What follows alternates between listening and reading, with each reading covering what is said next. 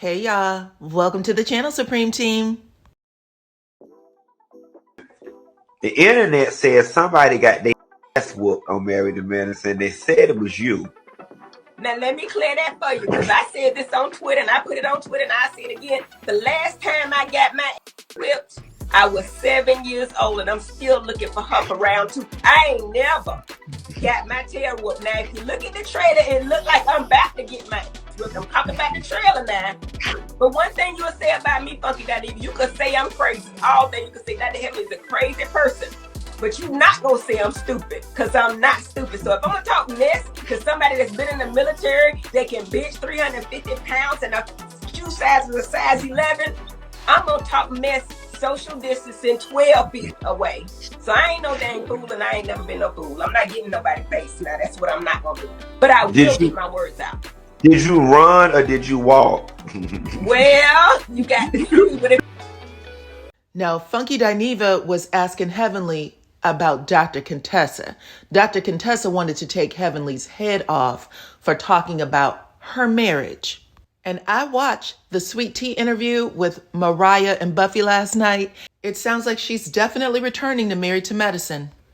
Let's not forget that Sweet Tea was about to whoop her twin sister's behind on the second episode of her premiere season. It looked like it took 3 or 4 people to remove that girl. One of the producers or a bodyguard or somebody had her in a bear hug to walk her off set. So let that be a warning to Dr. Heavenly and Dr. G.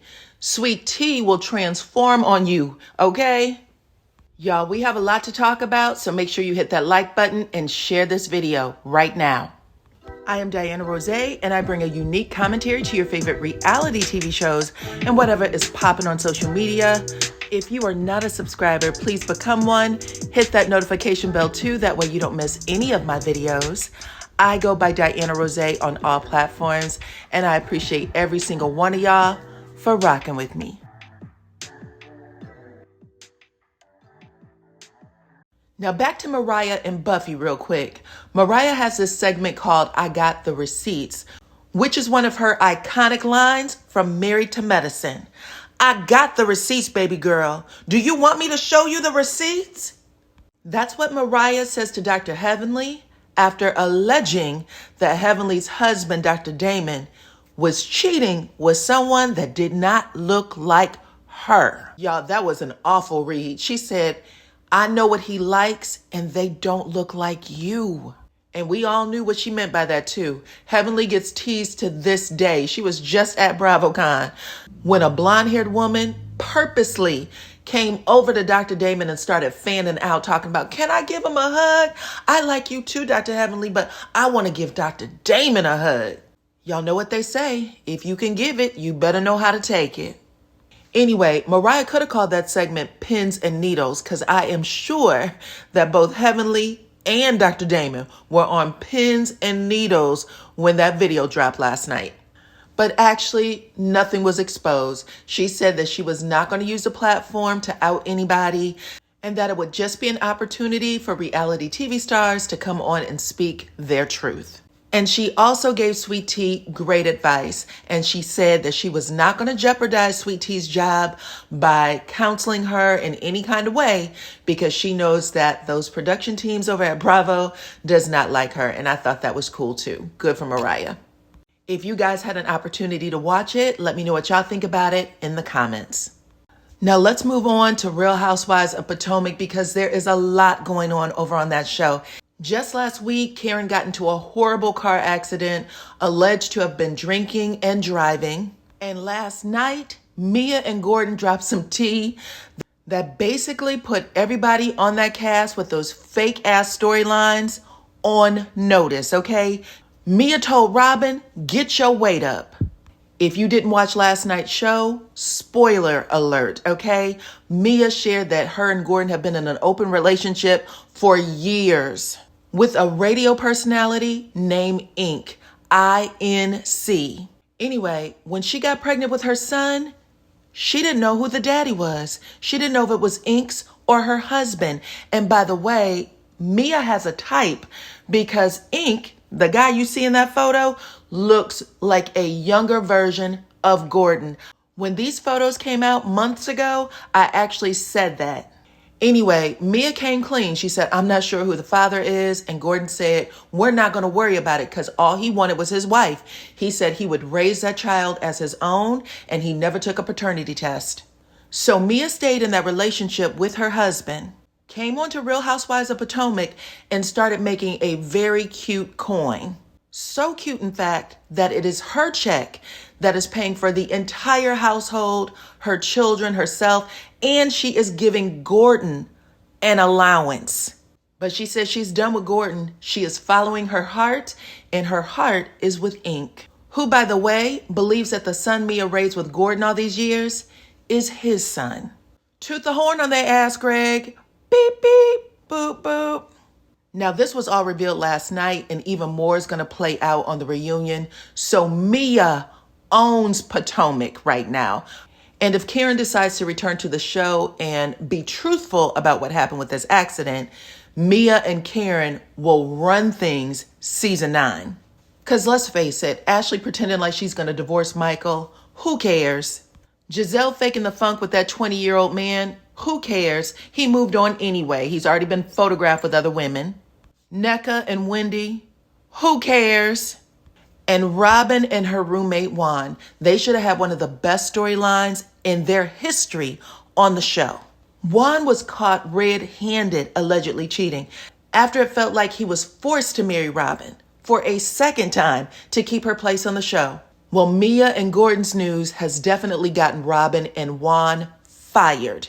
The Jasmine brand broke the story that Robyn and Juan will not be returning. And she's not the only one. Candice Dillard will not be returning either. Now, you could tell that she was actually growing weary this season. Like, she does not like being there. It was written all over her face. She was not having a good time filming. But it sounds like she did quit before the season ended, and she gave People magazine an exclusive. She said, as I embark on a new chapter after 6 remarkable years with the Real Housewives of Potomac, I am filled with gratitude for the enriching friendships, personal growth, and moments of introspection that have defined this journey.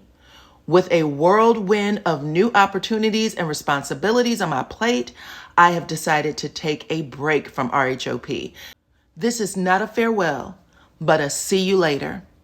So Candice will probably focus on her movie career, her singing career, and it looks like Robyn will get to focus on her spa. Now let's talk about Porsha and Simon real quick, y'all, because the details are still spilling out and they are crazy. Porsha and Simon were just together on February 14th in Dubai, enjoying their lives. A few days later, Simon is in Costa Rica and Porsha marches down to the courthouse and files for divorce. Now, new court documents have been uncovered. Simon Guobadia actually said that Porsha brought an armed pow man. Okay, so I don't know if it was a bodyguard or just somebody she hired, child. But in these new divorce documents obtained by Page 6, they're saying that Simon said Porsha left their marital home. She abandoned their home only to return with a man visibly carrying a pow for unknown reasons. Now that's what he's saying. The incident took place on March 21st, which would have been after she filed for divorce, and that he had to call the police to maintain peace.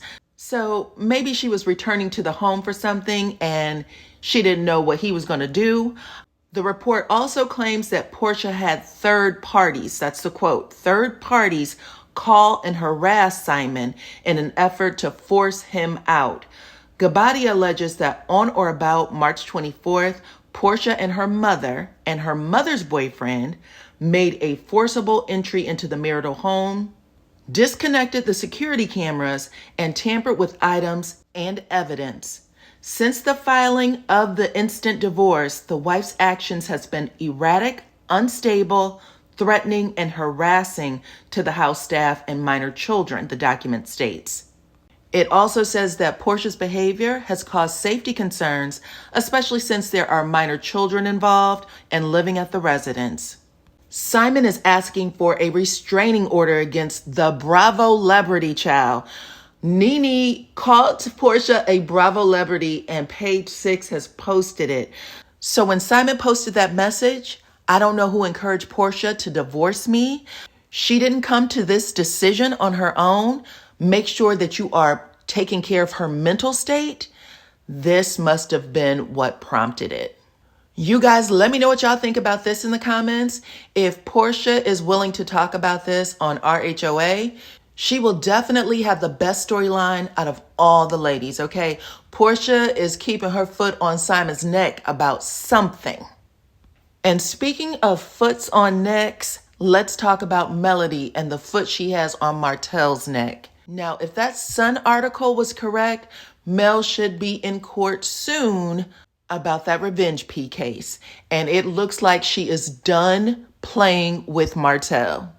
She posted this message earlier today, and y'all see it, okay? The strings, the hands. She said, I see the puppets, but they aren't any of my concern. I'm coming for the puppeteer. #bet. So it sounds like a whole lot was aired out on that trip, okay? That's number one. But last night, Tisha's mama Wanda was talking a whole lot of smack too, making it seem like Melody lost her white G-Wagon. And Mel said, people be lying, knowing they lying, knowing you know they lie, and they still lie, okay?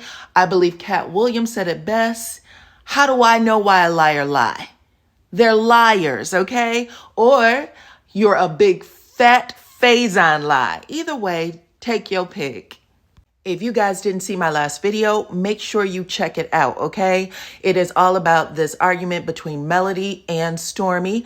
I said to you guys that someone dropped in my comments that Mel and Stormy share the same sign, but Stormy is actually a Leo. The real point I was making, though, was that Stormy and Melody were both young Black women who both had a passion and became millionaires very early in their life, and that both went through a huge loss and that both are still climbing. But the majority of y'all got that, so shout out to you.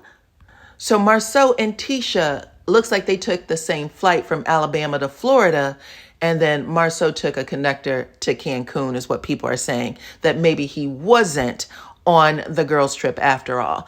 But you guys, talk to me in the comments about all the stories I did today. Like this video too. Make sure you share it. That way others can find me here on YouTube. I appreciate every single one of y'all for rocking with me. And I will catch you all on the next one.